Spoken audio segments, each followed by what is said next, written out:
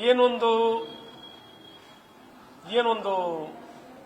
ಕಾರ್ಯಕ್ರಮಗಳನ್ನ, ಮೆರವಣಿಗೆಗಳನ್ನ I love Mohammed ಇದ್ದಕ್ಕಿದ್ದಾಗೆ ಏನಿದು ಹಬ್ಬ ಅಲ್ಲ, ಹಬ್ಬದ ಸಂಭ್ರಮ ಅಲ್ಲ, ಏನೂ ಇಲ್ಲದೆ ವಿನಾಕಾರಣ ಐ ಲವ್ ಮೊಹಮ್ಮದ್ ಅನ್ನುವಂತ ಮೆರವಣಿಗೆಯನ್ನ ಮಾಡ್ತಿರುವಂಥದ್ದು ಯಾವ ಉದ್ದೇಶದಲ್ಲಿ? ಯಾರು ಇದರ ಹಿಂದೆ ಇದ್ದಾರೆ? ಸಮಾಜದಲ್ಲಿ ಈ ರೀತಿ ಕೋಮು ಗಲಭೆಗಳನ್ನು ಮಾಡಬೇಕು, ಪ್ರಚೋದಿಸಬೇಕು,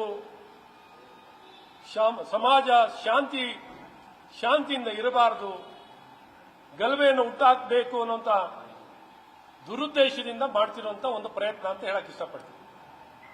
ಈ ಮುಂಚೆನೂ ಮೆರವಣಿಗೆಗಳು ಪ್ರಾರಂಭ ಆಗೋ ಮುಂಚೆ ಪೋಸ್ಟರ್ಗಳು ಐ ಲವ್ ಮೊಹಮ್ಮದ್ ಅನ್ನುವಂಥ ಪೋಸ್ಟರ್ಗಳಿಂದ ಪ್ರಾರಂಭ ಆಯಿತು.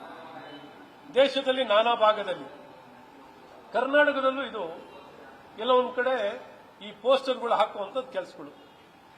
ನಾನು ನಮ್ಮ ನಾಗರಿಕರಲ್ಲಿ ಕೇಳ್ಕೊಳ್ಳೋಕೆ ಇಷ್ಟಪಡ್ತೀನಿ. ಇದಕ್ಕೆ ಸರ್ಕಾರ ಅಂತೂ ನಿಷ್ಕ್ರಿಯ ಆಗಿದೆ. ಸರ್ಕಾರ ಇದು ಯಾವುದಕ್ಕೂ ಕ್ರಮವನ್ನು ವಹಿಸದೆ, ಯಾವ ಒಂದು ಇಂಟೆಲಿಜೆನ್ಸ್ ಕಾರ್ಯವನ್ನು ಮಾಡದೆ ನಿಷ್ಕ್ರಿಯವರಾಗಿ ಇದಕ್ಕೆ ಕೆಲವೊಂದು ಕಡೆ ಕುಮ್ಮಕ್ಕು ಕೊಡುವಂತ ಕೆಲಸಗಳು ಇವತ್ತು ಕಾಂಗ್ರೆಸ್ ಸರ್ಕಾರದಿಂದ ಆಗ್ತಿದೆ ಅನ್ನುವಂತ ಆಪಾದನೆಯನ್ನು ಮಾಡ್ಲಿಕ್ಕೆ ಇಷ್ಟಪಡ್ತೀನಿ. ಹಾಗಾಗಿ ಇವತ್ತು ನಾನು ಸಮಾಜದಲ್ಲಿ ಕೇಳ್ಕೊಳ್ಳೋಕೆ ಇಷ್ಟಪಡ್ತೀನಿ, ಇದು ಯಾವುದಕ್ಕೂ ರೆಸ್ಪಾನ್ಸ್ ಕೊಡುವಂಥದ್ದು ಬೇಡ, ಇದಕ್ಕೆ ರೆಸ್ಪಾನ್ಸ್ ಕೊಡೋದು ಬೇಡ.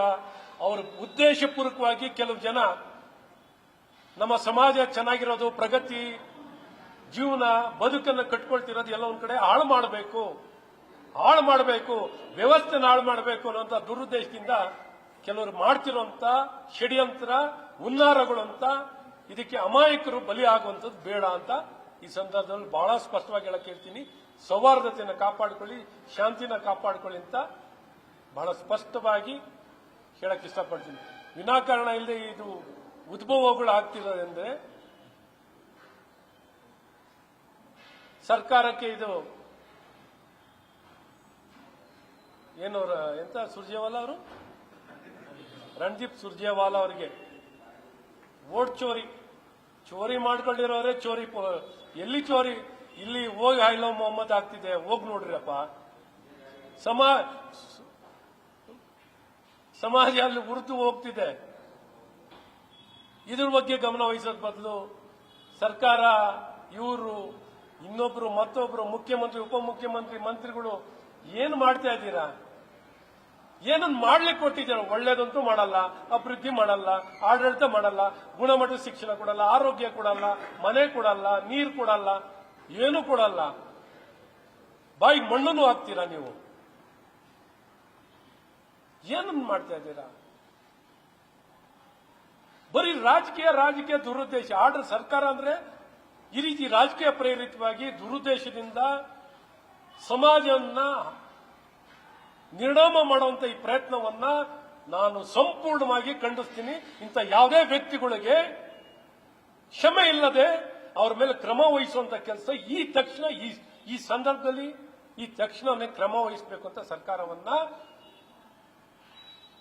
ಗೃಹ ಸಚಿವರೇ ನೀವೇನಾದ್ರು ಎದ್ದಿದ್ರೆ ಆಕ್ಟ್ ಮಾಡಿ, ನಿಮ್ಮ ಅನುಭವಕ್ಕೆ ಗೌರವ ತರಲಿ. ಇವತ್ತು ಇಂಥ ಕೆಲಸಗಳಿಗೆ ಯಾಕೆ ಮುಖ್ಯಮಂತ್ರಿ ಪೂರ್ಣ ಅವಧಿ ಆಗುತ್ತೆ, ಮುಖ್ಯಮಂತ್ರಿ ಇವರಾಗ್ತಾರೆ, ಈ ಲೋಕದಲ್ಲಿ ಇದ್ದೀರಾ ಜನ ಇಂಥ ಗೊಂದಲದಲ್ಲಿ, ಸಮಸ್ಯೆಗಳಲ್ಲಿ, ಗಲಭೆಗಳಲ್ಲಿ, ಈ ಘರ್ಷಣೆಗಳಲ್ಲಿ ಸಿಗಾಕೊಳ್ಳುವಂಥದ್ದು ಬೇಡ ಅಂತ ಬಹಳ ಸ್ಪಷ್ಟವಾಗಿ ಮತ್ತೊಮ್ಮೆ ಹೇಳ್ತೀನಿ. ನ್ಯೂಸ್ ಫಸ್ಟ್, ನಿರ್ಭೀತಿಯಿಂದ ನಿಮ್ಮ ಪರವಾಗಿ.